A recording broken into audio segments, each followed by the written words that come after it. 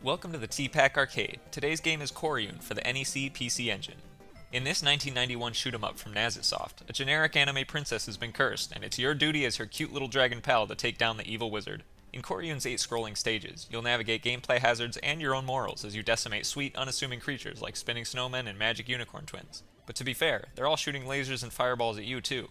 Shot upgrades include a fire blast, which is best used against bosses for its potency, a lightning spread, which provides the most cover from swarming stage enemies, and a relatively useless wave beam, which is only there because you can't stop at just 2 power-ups. You collect other auxiliary upgrades too.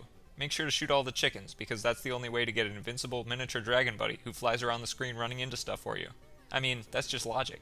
And everyone knows fairy satellites are flame retardant, so make sure to equip a pair of those whenever you see a heart item. The screen can get cramped with all the large enemy sprites and obstacles, so luckily the controls here are nice and smooth for intuitive dodging. Coryoon really earns its cute-em-up moniker with all the adorable enemy graphics and playful stage layouts. Big-eyed forest creatures, floating sky ponds, birds with sunglasses, and wobbly green jellyfish. But don't forget that they're all lethal. It's candy-coated death out here. The music does a great job of complementing this cute aesthetic, while still providing appropriate tension in late stages and boss fights. It seems to say, this crystal turtle is gonna annihilate me, but the community picnic is next week and we'll probably end up bonding over watermelon and hacky sack. A particularly novel aspect of Coryoon is the fruit bonuses. They usually fill the screen to the point of distraction, but you learn to appreciate them when all those citrus-scented points net you extra lives. The game is considered fairly easy for a shoot-'em-up, but I still opted to use save states on some trickier bosses to avoid restarting at each game over.